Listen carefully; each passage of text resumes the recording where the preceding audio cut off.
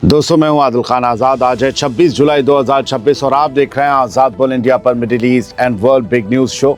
सबसे पहले एक नजर हेडलाइंस पर। ईरान ने दुनिया को हिला डाला, अब किया 200 से ज्यादा अमेरिकी फौजियों को मारने का सबसे बड़ा दावा। पीछे हटा अमेरिका, फिलहाल ईरान पर एक तरफा हमले किए बंद। सामने आई ईरान की मजबूती की हैरान कर देने वाली वजह। ईरान ने अपना क्रू मेंबर मारे जाने पर यूक्रेन को दी सख्त वार्निंग। यूक्रेन ने कल उड़ा डाला था ईरान का जहाज। ईरान पर कुवैत के हमले के मामले में आया नया टर्न, कुवैत से आ गया जवाब। यमन में सिविल वॉर का खतरा और गहराया। हूथी रेजिस्टेंस मूवमेंट और हुकूमती फौज के बीच कई इलाकों में भारी लड़ाई। और फलस्तीन के वेस्ट बैंक में इसराइली सेटलर्स का नया हमला, नाबलस के करीब मस्जिद में लगाई आग। शुरुआत करते हैं शो की।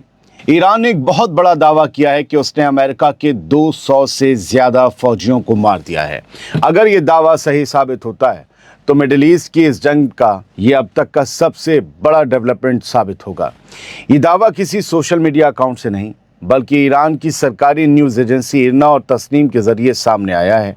और ये बयान IRGC के ज़िम्मेदार कमांडर जनरल हुसैन मुहिब्बी की तरफ से दिया गया है। 26 जुलाई को आई खबर के मुताबिक जनरल मुहिब्बी ने कहा कि पिछले 2 हफ्तों के दौरान अमेरिका के खिलाफ चलाए गए ऑपरेशन नस्र 2 में 200 से ज़्यादा अमरीकी फ़ौजी मारे गए हैं, जबकि ज़ख्मियों की तादाद इससे कहीं ज़्यादा है। उन्होंने दावा किया कि ईरान ने अमेरिका के 8 अलग अलग मिलिट्री ठिकानों को निशाना बनाया और सिर्फ एक अड्डे पर ही 20 शेल्टर्स पूरी तरह से तबाह कर दिए। जनरल मुहिब्बी ने ये अमेरिका पर इल्ज़ाम लगाया है कि वो अपने नुकसान के असली आंकड़े छिपा रहा है। उन्होंने कहा कि अगर अमेरिका सच बोल रहा है तो उसे इंटरनेशनल मीडिया और जर्नलिस्ट को उन मिलिट्री अड्डों का दौरा करवाना चाहिए ताकि दुनिया खुद देख सके कि वहाँ कितना बड़ा नुकसान हुआ है।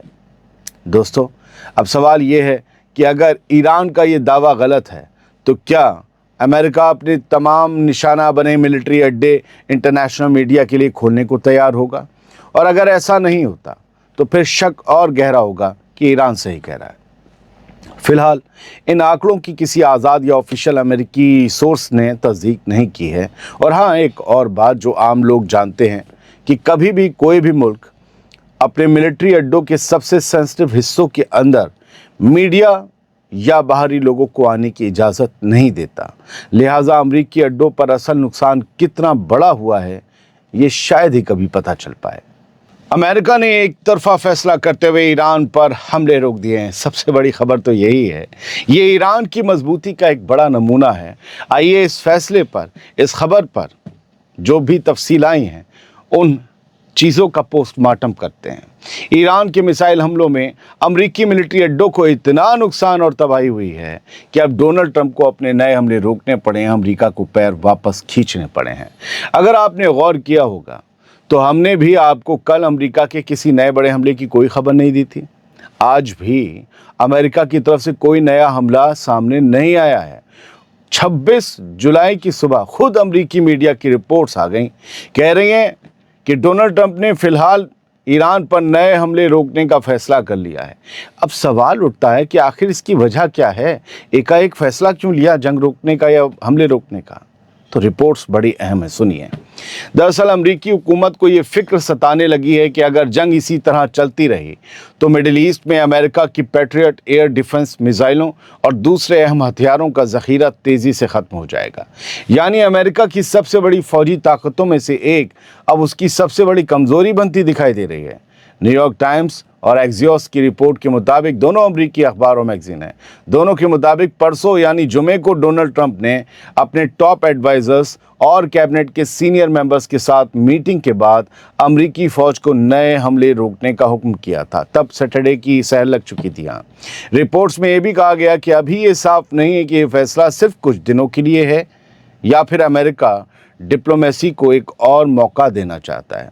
हालांकि अमेरिका और अमरीकी फ़ौज ने ज़रूरत पड़ने पर दोबारा बड़े फ़ौजी ऑपरेशन शुरू करने की तैयारियां जारी रखी हैं।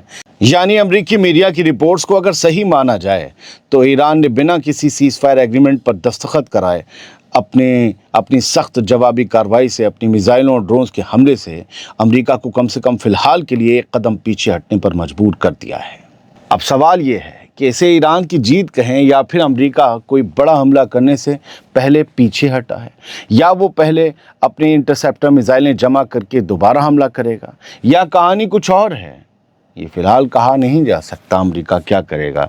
लेकिन फ़िलहाल के लिए तो ये ईरान की मजबूती है कि उसने इतना ज़बरदस्त तरीके से मुकाबला किया एक सुपर पावर का कि बार बार स्ट्रेटजी तो चेंज करनी पड़ी, और इतनी मिसाइलें और ड्रोन आ गई कि इंटरसेप्टर ख़त्म हो गए। इधर लाखों की मिसाइलें, उधर करोड़ों का इंटरसेप्टर, धुआं निकल के बिलियंस ऑफ बिलियन डॉलर खर्च हो चुके हैं। दूसरे मुल्कों को भी सीखना चाहिए ईरान से, ख़ास तौर से उस रीजन के।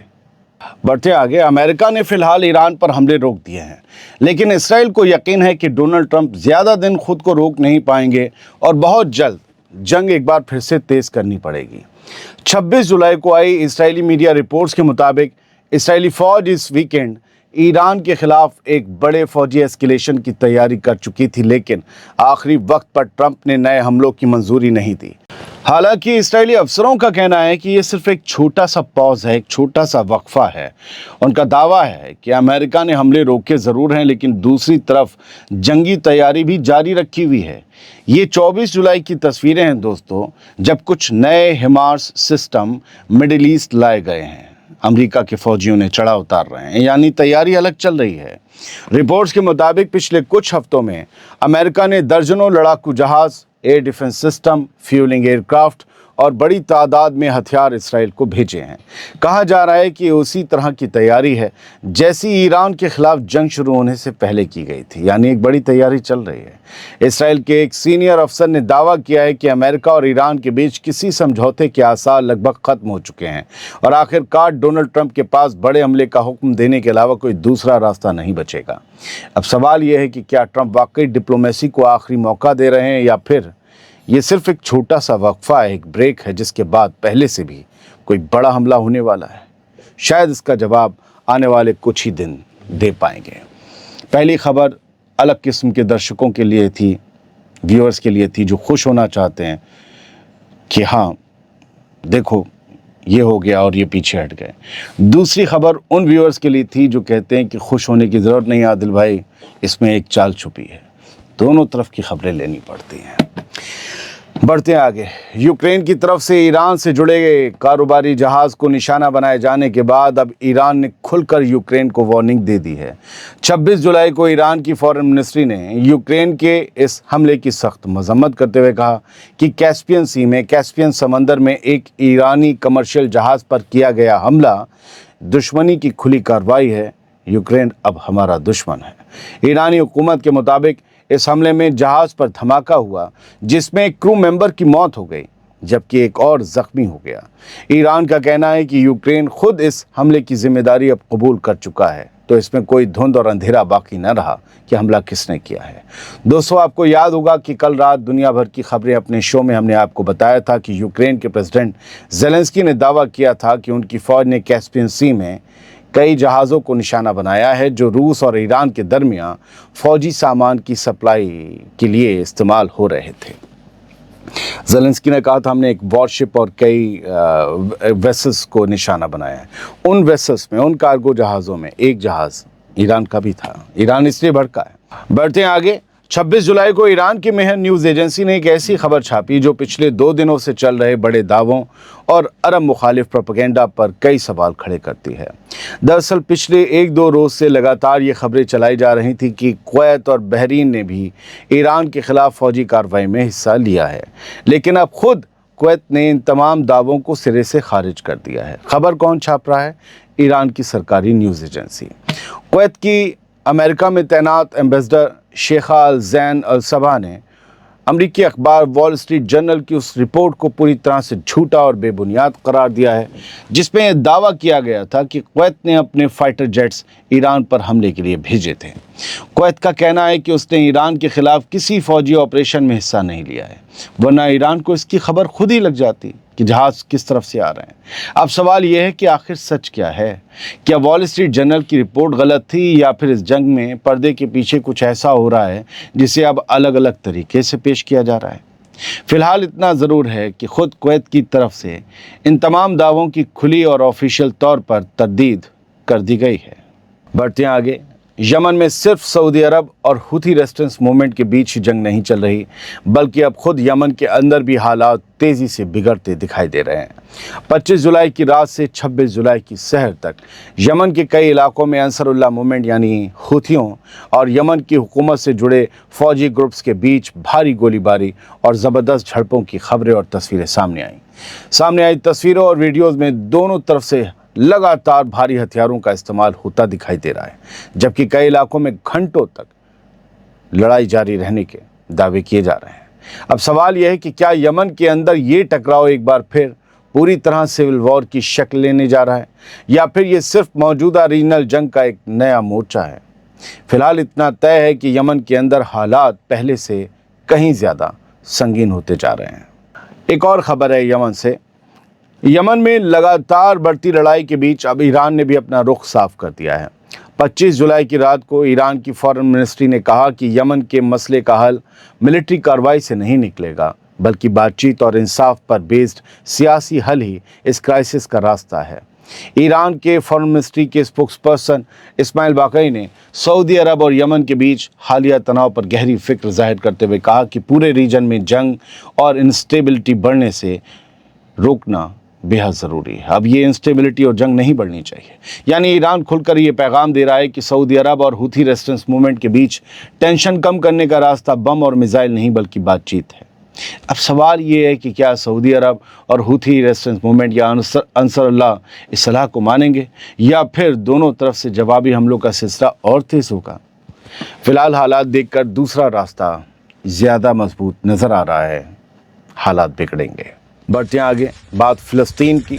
वेस्ट बैंक में इस्राएली सेटलर्स के जुल्म लगातार बढ़ते जा रहे हैं और अब उनका निशाना इबादत गाहें भी बन रही हैं। 26 जुलाई को सामने आई रिपोर्ट्स के मुताबिक नाब्लस के साउथ में मौजूद कुसरा कस्बे पर धावा बोलने वाले नाजायज़ इलीगल इस्राएली सेटलर्स ने एक मस्जिद में आग लगा दी। सामने आई तस्वीरों में मस्जिद से उठती आग की लपटें और धुएं का गुबार साफ देखा जा सकता है। मकामी लोगों का कहना है कि सेटलर्स ने आज शहर में मस्जिद को निशाना बनाने के साथ साथ आसपास के इलाकों में भी तोड़फोड़ की है। दोस्तों, गजा में सैकड़ों मस्जिदें तबाह किए जाने के बाद अब वेस्ट बैंक में भी इबादत गाहों को निशाना बनाया जा रहा है, लेकिन इंटरनेशनल लेवल पर इसकी गूंज पहले जैसी दिखाई नहीं दे रही। सोचिए, अगर किसी और मज़हब की इबादत गाह के साथ दुनिया के किसी भी हिस्से में ऐसा होता तो क्या दुनिया का रिएक्शन तब भी इतना ही खामोश रहता, या फिर तस्वीर बिल्कुल अलग होती। बढ़ते आगे, वेस्ट बैंक में 2 इस्राएली फ़ौजियों की मौत हुई थी। हमने आपको बताया था 4 से 5 फ़लस्तीनी भी जान से गए थे। अब उसके बाद इसराइल ने फ़लस्तीनियों के ख़िलाफ़ एक और सख्त कार्रवाई का ऐलान कर दिया है। इसराइली फ़ौज के स्पोक्सपर्सन ने कहा है कि जिन फ़लस्तीनियों पर इसराइली फ़ौजियों पर हमला करने, उन्हें मारने में शामिल होने का इल्ज़ाम है, उनके घरों को जल्द ही ढहा दिया जाएगा। उन्हें तो मार ही दिया गया। याद रखिए, फ़लस्तीनी इलाकों में घरों का गिराना इसराइल की पुरानी पॉलिसी रही है, जिसे इंटरनेशनल लेवल पर भी कई बार तनकीद का सामना करना पड़ा। दुनिया में जहाँ जहाँ जुल्म है, वहाँ वहाँ अदालत के बिना बुलडोज़र से घर गिरा दिए जाते हैं, अदालत के फ़ैसले के बिना।